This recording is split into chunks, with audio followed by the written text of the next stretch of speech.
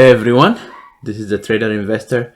In this video, I'm going to talk about why it pays off to be patient and why understanding area of value, understanding first sign of trouble is really key to your trading success.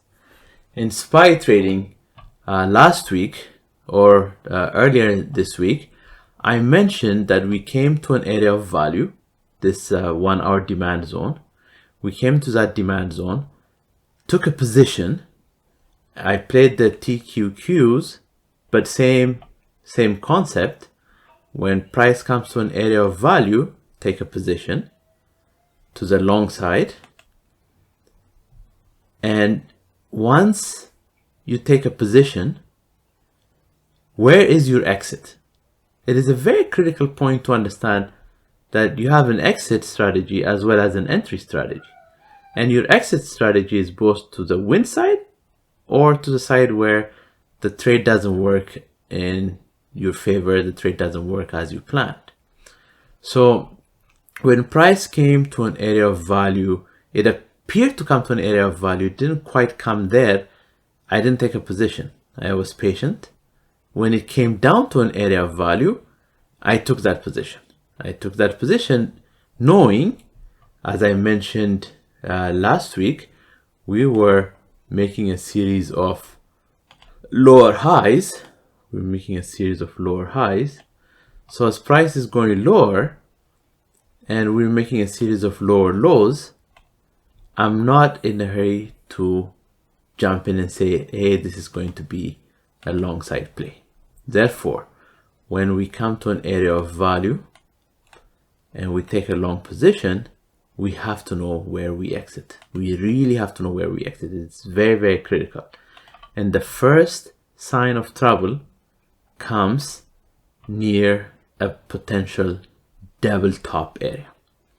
And price actually did not only a double top, it did a triple top. Right here, it did a triple top. So knowing this is very, very critical. So it paid off that, when price came down, I took this position, but I was out when it came to the double top. And the very next day, I said, hey, here's proof that getting out was good because price went down. Even when price came back down to do a triple top, your option value starts to lose because of theta decay. Of course, if you do it 30-45 days out, theta decay is not that bad, but still you get a slightly better feel up here than you would when it comes back the next day or the day after for that feel. So, but not only that, knowing that when we came to an area of value, we made it double top, that meaning we did not break structure of the downside. This downside structure is not broken.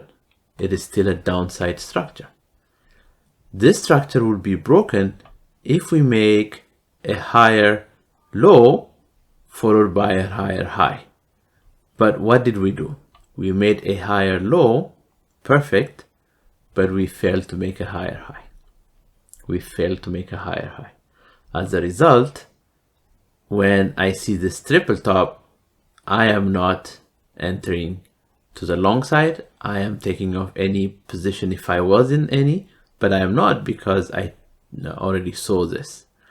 And I was preparing actually, if price were to break this area, I was preparing to go long because my target would be these highs as well. Now, the other thing to mention, I talk about confluence all the time. Where did we make this triple top, double top?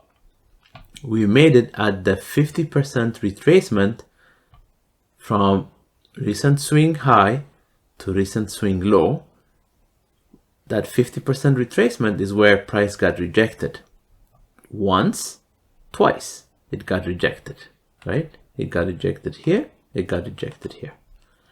What does that say? That says, okay, this is a very strong position, very strong retracement, and price is going to go down from here, which it did. Now, because I took advantage of this, this is not time to take advantage of that position yet. Not yet. Even if you look at the, you know, ultra Qs, it's not yet a good place to enter because we keep breaking structure. I mean, we keep breaking lows and keep going lower, right? So that downward structure is intact. So as long as this is intact, we're not there yet. If I see price does this, then I don't have to break these highs. I'm seeing higher lows followed by higher highs. That's a good sign for an entry. But here, it was an early decision, take a chance, and it worked out, right? But eventually, when I see these kind of order blocks, demand zones, one of the things I really like to look at is, did we just touch and go? And if we touch and go, do we have a good confirmation? Meaning we have higher low followed by a higher high. If that doesn't happen, 95% of the time, we're gonna go to the bottom of that zone, which we did here. Is there more room to the downside? Possibly. But because there's a weekend, geopolitical reasons, I don't know where price is going to open Monday morning. So being flat is a good thing over the weekend. But down here, we have an order block down here that we'll look at. If you look at smaller time frame, there might be some consolidation up here. So in this zone, price might come to this zone before it reverses, unless we have some significant great news that the market likes and they drive the price up here. So the main point today is knowing your area of trouble. First sign of trouble, not just any. By sign of trouble, what I mean is, where is resistance? Where is potential resistance? Right? This using same color is not very helpful, but you know, when you see this area is resistance, when you see this area is resistance, this area is resistance. So as you're seeing these, are you taking profits, or are you seeing your profits be wiped out because you're a little greedy? I don't mean it in a bad way, but if you're not taking profits when there's first sign of trouble and you're waiting for the second sign of trouble, here your profit just got wiped out. You're in negative territory here. That's why I wanted to do this video. Really emphasize, know your targets, target for good profitable exit, and target if you are wrong. Meaning if you enter here, when it enters that demand zone, at the other side of demand zone is your exit. And if you eyeball this risk of 1 to this reward of 2.5, 3 to this 1. This is beautiful risk reward. That's why I took it. That's why you take a look at this thing and say, hey, I can take this risk. And for me, I could take it for 2 reasons. 1, this risk reward was fantastic, but 2, my downside exit is not really an exit of closing the position, is getting exercised the put options, because I took a short put position. I sold cash covered puts. So if price keeps falling, I will get exercised the stocks, which I'm okay to have, because that's my long-term goal, is to accumulate this SPYs, Qs, and you know, some derivative of that as well, like TQs or UPRO, which are, you know, 3 times the size of their respective ETFs. And so that's my exit too, is I'm okay to get exercised. My exit on the upside was this area here.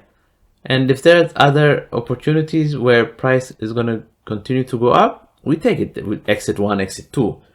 But here, because we are in a downtrend that has not seen a break of structure, I am not entering this at a break of structure. I'm entering this on a feeling based on experience, saying, hey, I'm at a significant demand zone. I blew through a couple of demand zones. I blew through an imbalance, and at this demand zone, it appears to be a strong demand zone. I can take a small chance.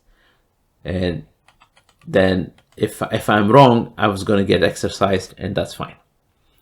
That's why some of the risks that you take, if it has a reason behind it, and if the risk is really minimal, like long term, this is SPY is going to get much greater than 500 in my view, not advice.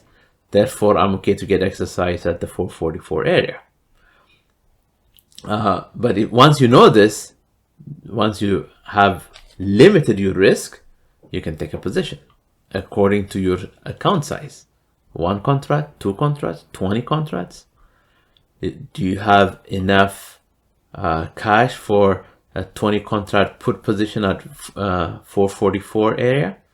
Because for every contract you need 44,000 in your account. So do you have enough of those to play? That's basically how you take care of it. Again, today's main purpose is to really talk about we're in a downtrend, a very clearly defined downtrend. We have not broken structure. You break structure when you make a higher low followed by a higher high. Until we see this, we don't break structure.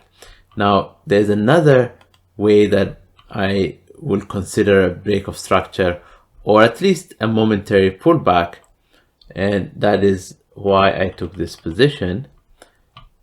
Let's just zoom so that you can see it clearly what I'm referring to. If I see a pin bar at my area of value or railroad tracks. Railroad tracks is, if you combine these two, they're actually a pin bar. If you, so that we are very clear where we are, this bar and this bar is what we're going to combine. I didn't combine it, I'm just saying this is how I view it. This is how I view my positions. And in this instance, by combining it to 2 hours, you don't see it because it combined the previous 2 hours. It combined these two instead of these two the way I want it. But as you think about this, how I think about combining these two. Price opened here and it closed here, right? So let's do it clearer. Price opened here and closed here. And price had gone all the way down to here and it had gone all the way up to here. So this is a pin bar that I see when I see railroad tracks, meaning equal bars going down, going up, opposite direction. When I see this, this is what I see. Like I showed you, when you combine the charts to 2 hours, because this is a 2 hour window that I'm drawing here, but it combined the previous 2 hours. So it's very important to make sure that you know this as well, right? This combination would not have told you that, but for me, it showed me this. Because it showed me this, I took it. So if I see a pin bar, for me, it's at least a momentary indication that price is going to give me what I wanted to give me. So this is what I wanted to show you today. This is what I wanted to cover. Be patient and wait and know where your exit is. Very, very critical. All right, everyone, take care, and I'll see you in the next video.